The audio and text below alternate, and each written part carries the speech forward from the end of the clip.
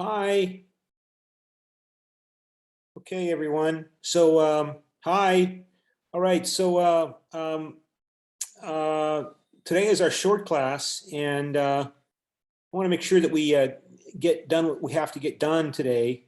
And so, let me go to the lesson plan and open that up. And so, we have a debate today between EUJ and that's the European Union. Sorry, wrong class. I have to go to the foreign policy class and lesson plan. And no, that's yesterday's plan. That's last. Let me see just a second. Okay, here it is. And here's the lesson plan. And so we have Alice Schelnink and Gilles Helen will do their debate. And on the to South Koreans, the global rise of social media has made the news media part of the entertainment industry. So let me set up the timer. So please, Alisa and Gilles, if you have material to share, a screen to share, if you have like audio-visual aids that you want to show us, please open those up so that we can get those set up so that we can start. And let me set up my timer here. So Pro speaks for 6 minutes maximum, followed by Khan also speaking for up to 6 minutes. And then Pro rebuts for up to 4 minutes. And then Khan rebuts and finishes for up to 7 minutes. And then Pro has the last word for up to 3 minutes. So Alisa, do you have anything to share? Yes, I have a PowerPoint presentation. So maybe I have to make sure multiple participants. Okay, so I've made multiple participants. So presentation. Okay, Alisa, so you can share your screen. Yeah. So can everybody see it? I can, yeah. Okay, so today the debate topic was the South Koreans' global rise of social media has made the news media part of the entertainment industry, and I'm pro for this statement. So I first want to highlight some numbers about social media and why it's so powerful now and why it's so important. So in the world, around 4.48 billion people are using it in 2021. And on average, people have 6.6 various models per users. And in America, it's even more, it's 7.1. So in America in particular, 72.3% of the whole population are using some kind of social media, and worldwide this percentage drops to 56.8%. So there are many different kinds, and they're not all related to this topic, of course, but the most popular ones in the world are also related to news media. They also post on there, so such as Facebook, Twitter, YouTube, Instagram, and LinkedIn. So before we get into the debate, I also want to point out the difference exactly between entertainment and entertainment industry. So entertainment is defined as any activity which provides a diversion or permits people to amuse themselves in their leisure time and provides fun, enjoyment, and so on. While the entertainment industry is part of a tertiary sector of the economy and includes many sub-industries devoted to entertainment, and actually another word for it can be called showbiz. And according to the classification nowadays, news media is included in the entertainment industry. So we already saw a big change in the past couple of decades when it comes to reporting news. It changed from hard news to soft news. So it means that the hard news is kind of disguised. It's not only stating the serious facts anymore, but it becomes more personal, more relatable, and more enjoyable. So by quitting hard news and turning to soft news, you also see more approachable. And it's also something that we've seen political figures do, like Obama, Trump, Fauci, etc. They've all been on different kinds of entertainment shows, and they do tell like important things, and they give their main message across, like their political point of view, but like the epidemic and so on. But they also share more personal stories. So an excellent example was Obama on Jimmy Fallon. So he appeared about 5 years ago, and the interview was published in separate videos. And as you can see, they've given different titles to it, mostly intriguing and funny titles. And you can see that the ones with like the more personal titles, like how does President Obama get woken up? The daughter teaches him how to use Snapchat. They have way more views, like 12 to 10 million. While when he talks about the more serious things, like what he thinks of the other party, it only gets around 4.2. And it also has happened with other political figures like Clinton and Trump. And it shows, first of all, that networks make use of clickbaits, where you attract a viewer with interesting and promising titles, but they also know exactly what people want to see. So instead of having an interview full of hard facts and explaining the current political situation in this case, it's only a small part of the interview, and the main time is dedicated to like the more personal life of the person. So social media has also changed the way how the government and political leaders work. There's an increased civic awareness. People feel that it's more transparent. So because they keep you updated on various social media accounts like LinkedIn, Twitter, and Facebook, and they often post messages to voice their opinion and to give people a better insight and understanding of their parties, thoughts, or organization. And by doing this, people feel more connected as well to the figure. But unfortunately, since social media is available for everyone, it's out in the open. So when you post something like controversial or stupid, it will be picked up by the news media, especially if you're a public figure. And this happened to Trump very often. Like he often tweeted in what many people can only assume was a moment of rage or something alike. Because one of his tweets in 2019 was, for example, labeled as racist. And this tweet got immediately picked up and got its own news articles on websites like CNN, BuzzFeed News, The Daily Best, etc. And they all, of course, shared the story then on their own social media account. So he tweeted, progressive Democrat congresswomen of color should go back to other countries instead of telling the people of the United States how our government is supposed to be run. Like, of course, this got a huge response, and it was apparently big enough to be picked up on various news outlets without any proper investigation by journalists. So when this got picked up by the news outlets where they branded it as racist, like this response got picked up by other news outlets on its own. So the news media know exactly what the whole world wants to read. They want to laugh, they want to spot, and they want to rage about their Trump tweets. So they know well enough that it creates sensation, and in their turn, for them, profitability. So instead of just leaving the person alone because he's not doing anything relevant, they still share it because they know it will go viral on social media, and that they will in their turn get a lot of likes and clicks. So this also brings me to the part of the concerns of news outlets. So according to many surveys, less and less people are willing to spend money on a real newspaper where there are more short stories and it's more investigated by journalists. They just want everything to be accessible online. And on top of that, they want to see it via the app or even directly published on their social media. And this forced many new outlets, of course, to go digital and create social media accounts, but even then it's not guaranteed to have many readers. The title of the article still needs to be interesting enough for people to actually click on it. And this is again why clickbaits are used. So by giving the article an intriguing title, people will read it. Like in the example on the slide, for example, instead of just saying what Trump thinks about immigration, it's made like a story, like a secretive thing. So you need to click on it to actually know what it says. And it's also something that we saw with Obama videos. It's quite clear where the preference is. Instead of just going straight for the topic, they're using like the social media kind of made to create fun and sensation. So. Okay. All right. So of course, if anybody wants to ask a question, you can get extra credit participation if you ask a question to the debaters. And you might want to think about that in terms of thinking about, because Pro will speak twice more, and Khan will now speak for up to 6 minutes. So, all right, Khan, so make your opening statement. And you can share your screen too. Yes, I don't have any. Oh, wait, just give me a minute.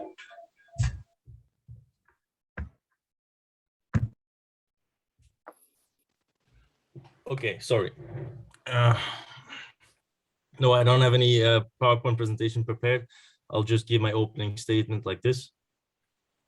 You can turn on your camera. Okay, thank you. Good morning. So to the statement we're debating about, I'm Khan. The global rise of social media has made the news media part of the entertainment industry. I analyzed this question more in depth, and I looked at it in the way like, news media was already a part of the entertainment industry before social media even existed, because of the fact that soft media, which Alyssa already talked about, existed way before social media presented itself. If we take, for example, 2008, when Facebook was invented, talk shows existed way before this. So soft media existed already before this, and soft media is entertainment. Ergo, social media has nothing to do with the rise. The global rise of social media has nothing to do with the news media becoming part of the entertainment industry, because it was already part of it before social media existed. Because the news channels figured this out way before, because hard news and soft news are something that need to be administered to a certain type of people. Soft news is for people who are not very interested, but like to be on top of things. And if they do care about the subject, they'll figure it out on their own, get more information, etc. like this. Hard news is for people who want to watch CNN, Fox News to get the facts and get the in-depth stories. This is not what soft news offered. Soft news is more like infotainment, in which the political complexities and the multi-faced origins of the foreign policy issues over any kind of news are not part of the media presentation, because it's the audience is not really that interested in it. So we need to look at it in a way that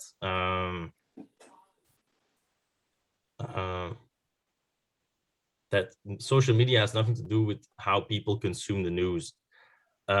Social media has changed in a way how frequent we want to consume our news. Because of social media, people have become more and more addicted to having news any minute of the day. They want to get updates as fast as they can. So that has changed over with the global rise of social media. But the entertainment industry, news has already been a part of it. Look at, for example, comedians. Comedians take most of their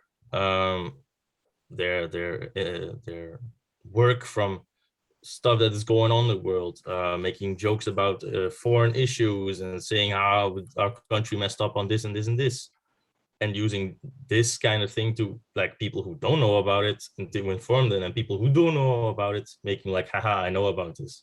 So it's news has been part of entertainment way before social media was, and social media is just picking up on the trend of presenting news to the people in new ways and faster ways. That is my opening statement. Okay, you provoke a lot of thought in my head, but I should wait before I share it, because I don't want to influence the students in the middle of the debate. So, but yeah, interesting. All right, Pro, your rebuttal. Okay, so where I kind of understand where Gilles is coming from, like, you have to realize, like, before social media, it was more reporting the real facts. It was one article about that person in that moment, but now they post like more often and often about their personal lives as well. And that's also something that I will get into later. And like you said, hard news is more like CNN that people read and watch to. But with the tweets, they often pick up. They're one of the first one to pick up like his racist tweets and publish it. So again, that's more like soft news, because you get people in on a more emotional statement. So then I will continue with like what news media nowadays post. So they like to post about like personal life and embarrassing moments of public figures. And that's not something that I think happened before social media. So if we stay with the examples of Trump again, they kept on posting about like his orange skin color, his hair, like his relationship with Melania, etc. And there came a time that everybody was just sick of his tweeting and his, according to many people, like useless opinions, but they kept posting about these kind of things where you could make fun of him and where it went viral on social media. And often memes were made out of like the photos that were used in the article or statements that he made on Twitter. So we also have to keep in mind that a lot of news media outlets did this, even though they were not specialized in showbiz news, like for celebrities. So there were not any kind of tabloids. So the article that's shown on the slide, for example, was published by the BBC, which is a relatively serious newspaper, I think. So the title alone is already quite ridiculous. US calls for shower rules to be eased after Trump hair complaints. And the article itself was also quite funny, actually. So this shows again that they report the most dumbest things, even though it can be harmful for the person and it has nothing to do with anything that he stands for. So, and as you can see, the photos were then used in the memes again, like the one on the slide is just one example that I could find about his hair. And I honestly have also difficulties believing that news media don't do this on purpose. So they know these kinds of articles and photos will go viral and will be made fun of through memes and videos, etc. And people will comment on it, and the coverage that they get when something goes viral is hugely beneficial for them. But then also with the fake news, it's also something that came up with the social media and the rise of the internet. So, so people can now practically post anything on social media, whatever they want, like those tweets, but they can also share opinions and confessions and so on, and about any kind of subject or any person they want to. And often happens that anonymous confessions get posted online, and this can get picked up again without investigation. Like in 2021, for example, an anonymous Instagram account released all kinds of statements and photos accusing American actor Armie Hammer of abuse. And this was immediately picked up by various news outlets and published all around the world. Like it got posted and not even like 20 minutes later, the first article already appeared on a news outlet website. So it shows that journalists are just looking online and on all kinds of social media to see what is trending at that time. And they post it without thinking like, is it true? Is it not true? But they just want to create that sensation. And they don't verify the source at all. They simply copied everything that was posted. And in this case, it turned out to be true. But there have been many cases that the so-called news that was published on social media was fake. So Business Insider actually published an article at the end of 2019 with the top list of 10 fake news articles on Facebook. And the first example is Joe Biden calling Trump supporter tracks of society. And then also Ilhan Omar holding secret fundraisers with Islamic group ties to terror. So these articles were posted on social media and shared. Well, they were not true at all, but the harm had been done and they got a lot of hate for it. So I believe that journalists take this and they won't post it unless they want to create some kind of chaos, some kind of sensation. And this did not happen before social media came to power. Okay, and Pro will now, or Con, sorry, will rebut and conclude. Well, I'll go over all of the points I think Alyssa mentioned. For example, the first thing she said that when a news agency picks up an article, it's just one agency that picks up a news article, and I think that's not the case. I think multiple news sources pick up the same story and write it the way it sounds the best for their viewers. For example, Fox News writes their news in a more way that gets more Republican conservative voters to watch the news, and then, for example, CNN would do another way, NBC would do in another way, etc. There's so much competition in the United States news that it's ridiculous how many different kinds of types of stories you can get in from one story. It's really fun for me to see, because in Belgium we only have 2 news outlets and they're not that different. The following point she was talking about was the I think I can call it the gossip news. Like it's the light and fluffy stuff about, like, for example, Donald Trump and his hair. It's of course part of the news. I think it's something that the people need.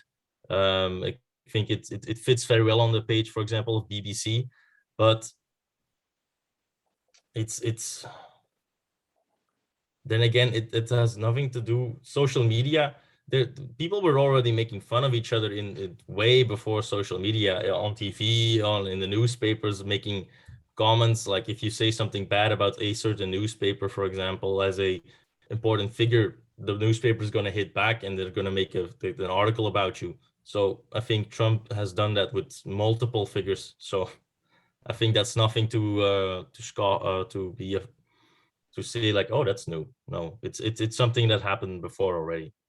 And fake news, I think fake news is indeed something that has come with social media, just because of the fact that fake news is illegal in the written word.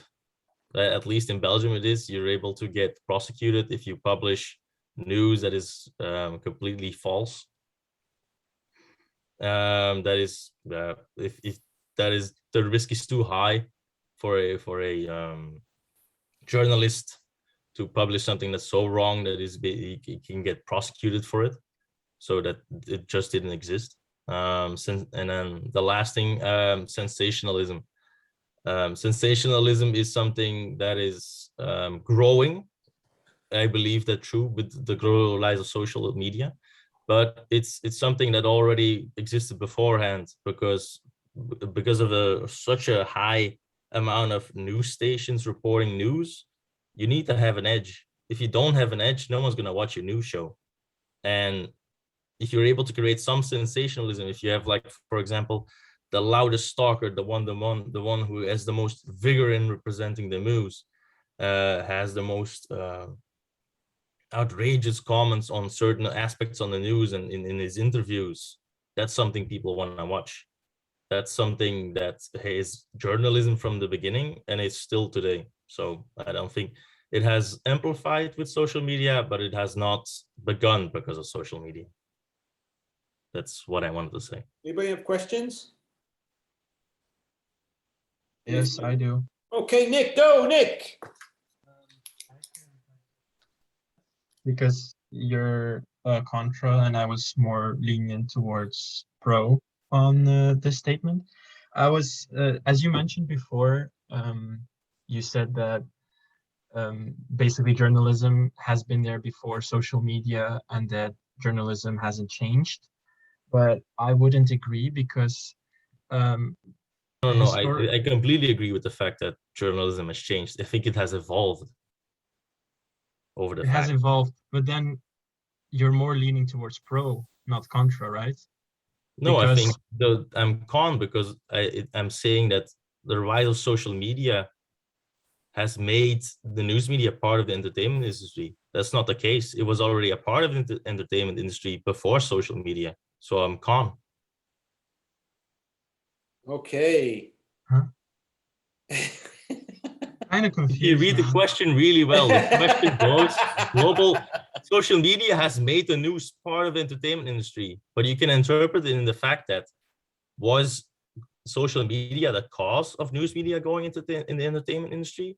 And I believe it not to be the case, because they were already part of the entertainment industry before social media even existed. Okay. Oh, okay, yes. I kind of agree with that, but usually historically, before, like a long time ago, news was mainly domestically, right? It was mainly domestic news, and Well, it evolved towards a more global globalization of news I outlets think because satellite television and the improvement of the cable network, I think, has a lot to do with that. I think we were getting good news, like international news, back in 2005 and 2006. I think people knew about 9/11 in Belgium when it happened. yeah, the but same day. would they know about it in the 1940s, 1960s? Yeah, maybe during the World War, during crisis, maybe, but in general, I don't think we heard anything about the war with Crimea that's still going on in between Ukraine and Russia, right? I don't think anybody still follows that. No, that's And true. and That is like the sensationalism. stuff like that, you can follow now on social media if you're still interested.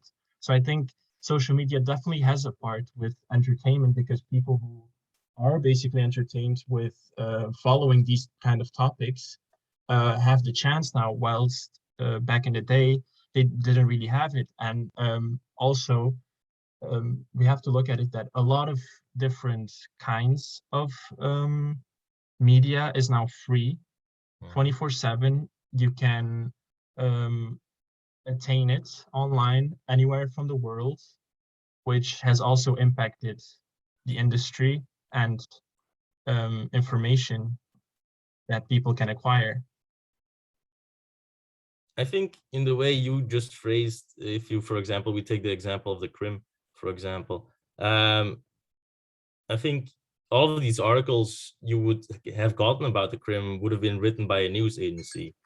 And I think Facebook or Instagram or any social media for that matter is just a collection site of collecting all of that information about the Krim in one website. I think you go to multiple news outlets that which wrote those articles still today. I think you'll find multiple stuff there. I think it's just a collection. Facebook makes it easier to consume news in larger quantities because it collects news that you're interested in. Right. Okay. No, I guess in that way you're kind of correct. Yeah. Okay, and so Pro has the last word. Yeah, so you mentioned that it's kind of like a need to make fun of people, but is it like really necessary? Like, if you look back a couple of decades ago, they just reported the news facts. Like with the Kremlin as well, you would probably get what happened. You would get like the real situation, but there wouldn't be like any funny stories or any pictures that would go viral with memes and so on. So I think before social media, news media was kind of on the edge of tipping into the entertainment industry. But when social media really came to power and the rise of it, I think it really got pushed into that industry. Like it really accelerated what what they did. So yeah, I think now they just are looking at what can go viral, what can cause sensation, what can cause like real debate and so on. So I think news media should look at things objectively and the true facts, and not just like how they did that a couple of decades ago, and not just reporting on stuff and posting things online if you know that it will get like a following or a big reaction. And that's why I think it means to be in an entertainment industry. Okay, last chance for questions. And that's it. All right, so let me, before I give you my thoughts, I want to make sure that, well, first, of course, we have to do the attendance as well. I forgot to do that. And so let's go to smart attendance. Just let me open up my screens here, and Cyber Campus, and log in, and like this, and go to US Foreign Policy, and make sure I'm sharing the screen. Go here, share screen, and like this, and attendance. And here is, what did I do here? Interesting. I think that was a mistake here. Yeah, my session 1 also says that I was absent. Yeah, let me delete that. Okay, so all right, so session, let's do this, smart attendance, and your number is 714. 714 is your smart attendance number. And so let me go back to the chat and put that in the box, 714. And then let me go back to the share screen again and go to vote. And who won the debate? Please vote as to who won the debate, pro or con. Good debate. It's anonymous. So, okay.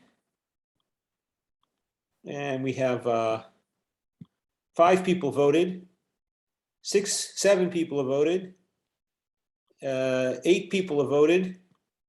Should be one more person voting. I think 10 people, including me. Okay. So all right. So there we see the outcome, and I have to admit though that was okay. And then let's go to grade the debate, and of course this is also anonymous. So how would you grade the quality of the debate? Like, you know, was it provocative? Did you learn something?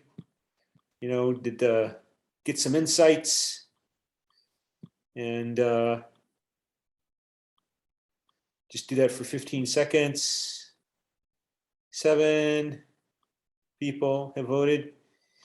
I was provoked. I got some provocative insights. I mean, I think, again, like I was talking about in the European Union class, that a lot of these catalysts like the pandemic or the development of social media and the crisis in politics accelerate trends that that are already in place, right? That's what the pandemic and other crises tend to do. They tend to accelerate or act as a catalyst. That's a chemical term as well, for trends that were already at work or already in place and moving forward. And, I think what Gilles was mentioning regarding this need of training and ethics in journalism, in this incredibly competitive for-profit business of media, in the media business, in which the media producers in the for-profit field, but not even just in the for-profit field, including just in the general media business, because I've noted that in nonprofit media, I mean, there's nonprofit news reporting like National Public Radio in the United States,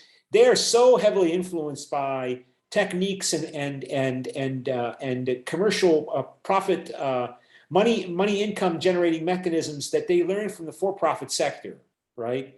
I mean, it's almost becoming more and more difficult to separate the for-profit from the nonprofit news media reporting, because even the non-for-profit news media reporting, they've got to generate revenue. So they have to use revenue, they got to raise revenue techniques. And so they're appealing to somebody to give them money, and somebody's got to give them money however you want to make them feel like they should pay money for that. And is it necessarily better if it's not for profit? Why is it better? Maybe it is, but you have to justify as to why. And that relates to Gilles' point regarding ethics and training in journalism. Typically, if you're going to produce a media product, I think, in which you call something news, you're a producer of a media product that you want viewers to consume, to watch, and you're calling it news, you're framing it or packaging that product in a way which is appealing to the consumer, the prospective consumer, in a way which it might be disingenuous. It might be deceptive, in which you're claiming that, for example, you're doing investigative news reporting. If you're just making something up, some kind of wild, outlandish falsehoods, and calling it investigative journalism and investigative news reporting, then that's a blatantly unethical action. So there's something critical regarding intentions and obligations, professional ethical obligations that have to be followed. And those professional obligations can be enforced through contracts that can bring in the legal system if they're violated. When you sign a contract to work as a reporter or an investigative journalist or an editor for a news media company, and that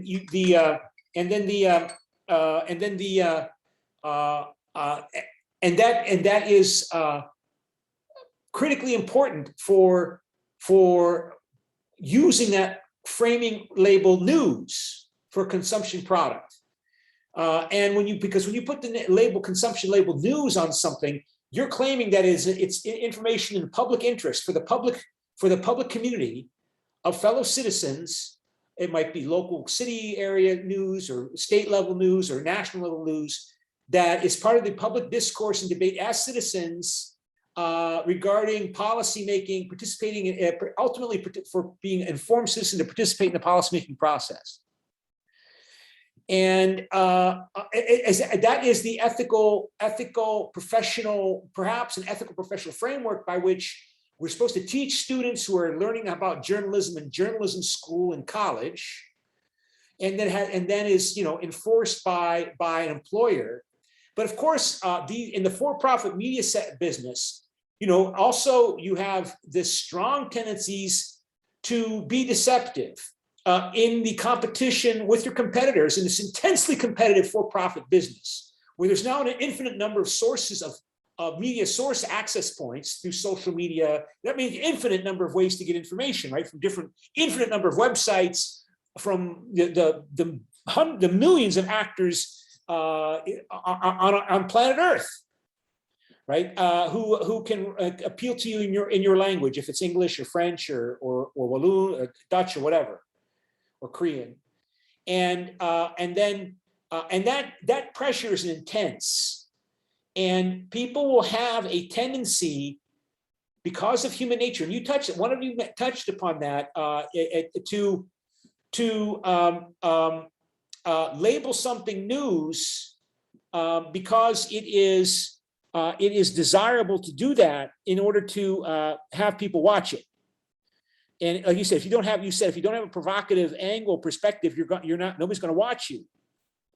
And you know that, and I know that. So we try to justify to ourselves this notion of being creative and creativity in news reporting, which we can really, and this is the aspect about what's called about rationalization and motivated reasoning, that we can convince ourselves that our lies are in fact news, that we can really convince ourselves that what we're producing that is in reality misinformation, disinformation, it's not misinformation or disinformation. It's my genuine, motivated, interpreted, good intentioned effort to generate real, insightful news that gets beyond the propaganda of the government and the falsehoods of my competitors.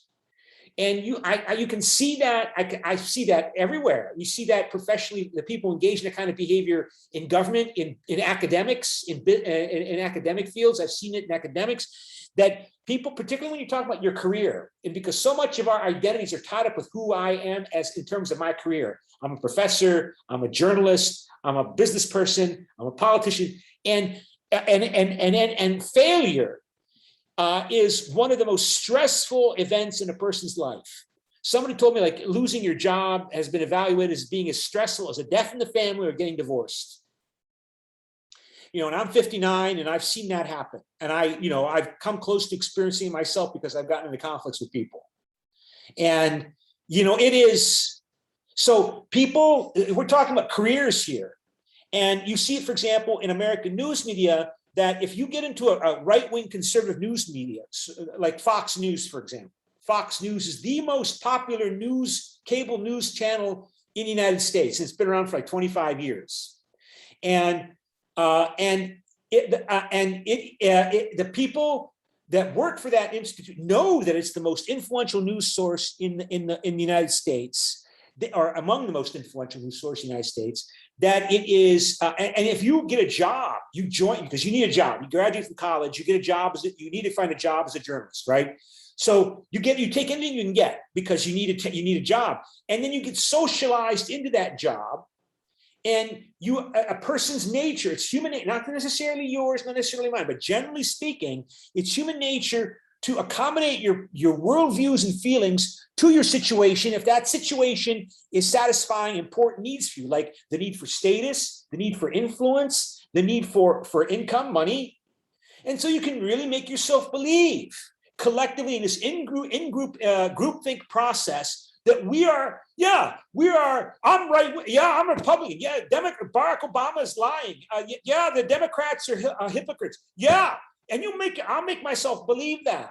If I've invested my career, my identity, my income, and my family's well-being, because I might be married and have a family and I got to take care of them, if I'm always covering, the news itself becomes a focus of news. Like Tucker Carlson is Donald Trump's favorite Fox News broadcaster. He is himself a focus of news reporting because he's so influential from that perspective.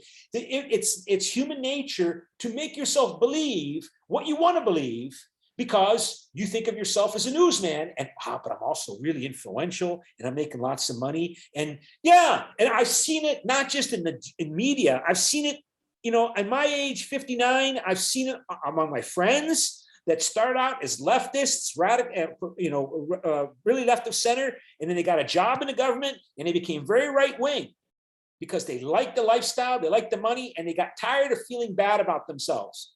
And they had all these people around them telling them, it's okay, we are important, we are doing a good thing. And so that pressure is intensified in the intensely competitive for-profit business world. Because if you don't compete, you go out of business. And competing means getting eyeballs, getting people to watch you.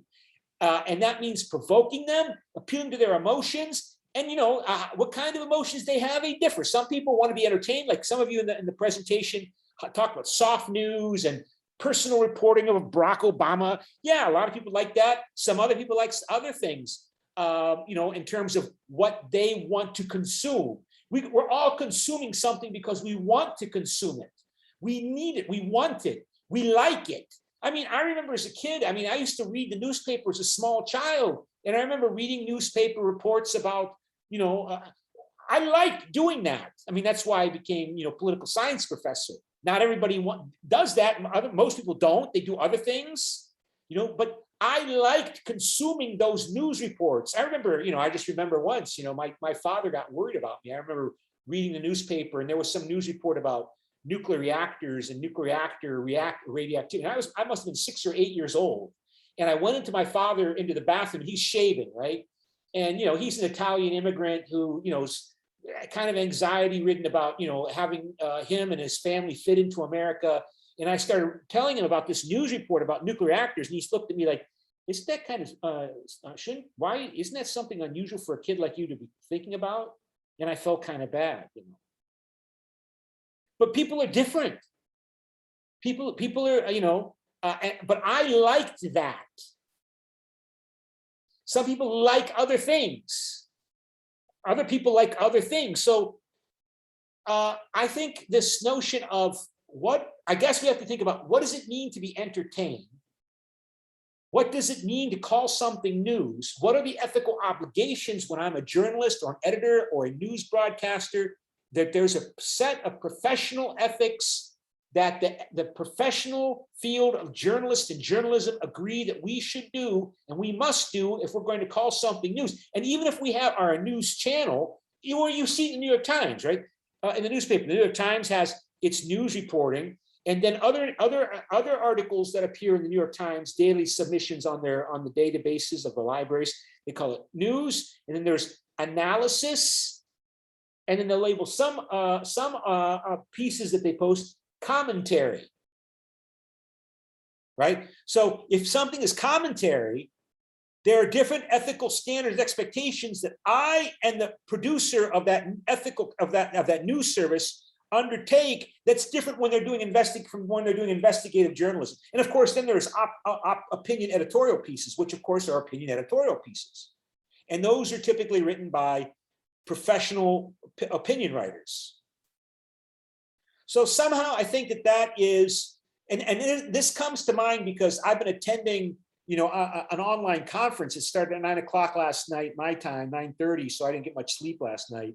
And because it went to 8 o'clock in the morning this morning. And there was a discussion about motivated reasoning, about rationalization, about how people do it to get rid of cognitive dissonance. Because people want to have a good opinion about themselves, so they want to believe that what I do and what I say I'm doing is ethical, is good, is right, and I'll make myself believe what I'm doing is ethical, good, or right. I'll make myself do it if I'm your typical human being, and if that means becoming a right-wing fixture on Fox News because that's where my career is invested, I might well do it, And so that notion of motivated reasoning, ethics, it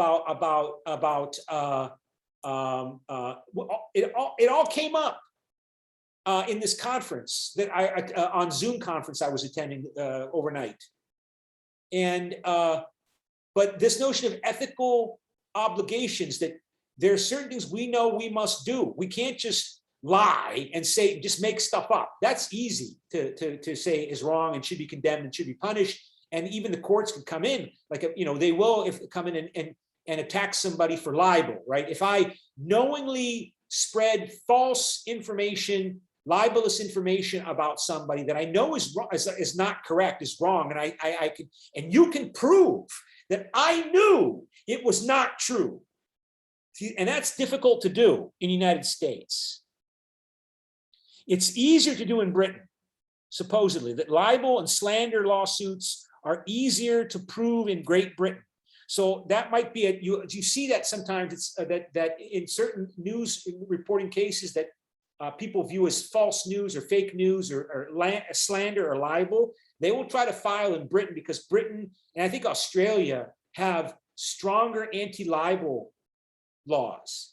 but they're weaker in the United States because you have to prove, if I say Nick Skripnik is a Martian, and I tell everybody as a news reporter that Nick Skripnik is from Mars, Nick has to prove to the judge, and he sues me in court, Nick has to prove that I knew that he was not.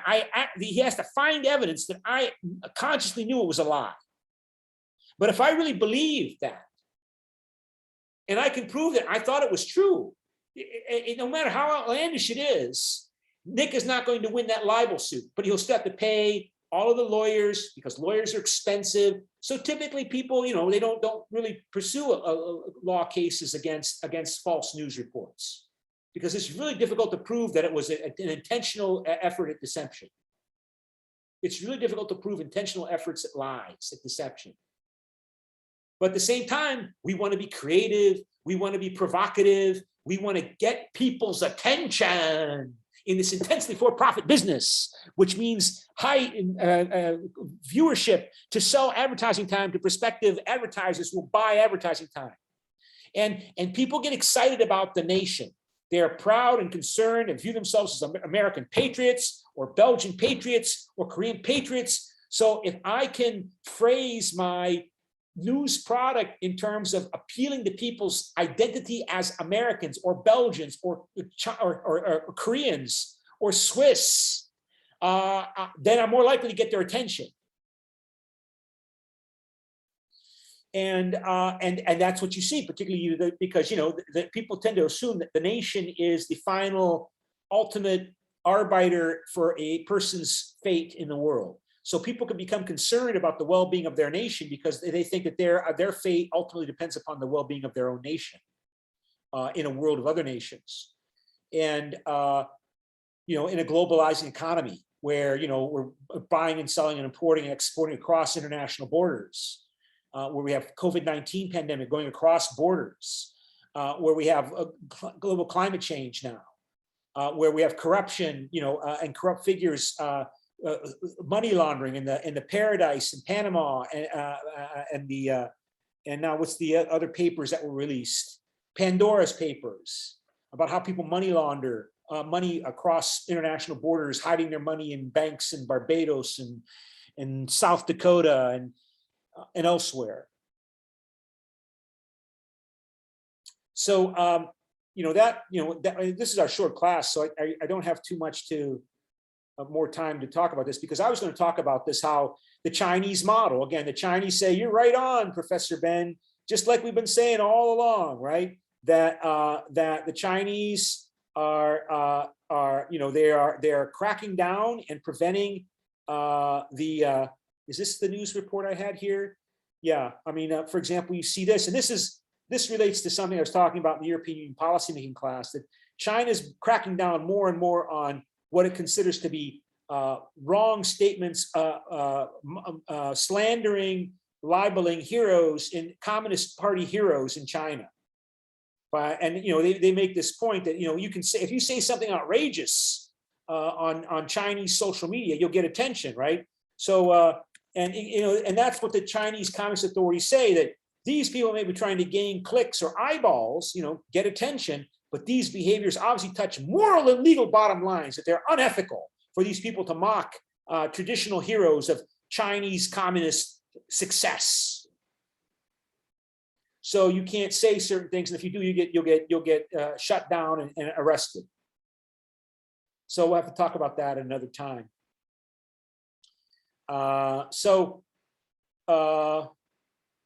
Okay, I guess that's it for today. Any questions? And if not, I think that's where we'll stop. But what was that question I had there? Yeah, so my concern is, because we run out of time here, is that China's going to justify its increasingly totalitarian control over Chinese society to justify its increasing political activity and influence generation outside of China. And that relates to the relationship of totalitarianism domestically, nationalist totalitarianism domestically, and assertive imperialist foreign policies in foreign affairs like occurred in the case of Hitler's Germany and Mussolini's Italy, are we seeing China move in that direction? It becomes more totalitarian and controlling the Chinese nation at home. The justification being that China needs to have tight control and totalitarian control at home because we're going to face big tests against the decadent Americans and who are trying to keep China weak. So that's where we'll stop today and pick up on this topic later. So, okay, that's it. Bye.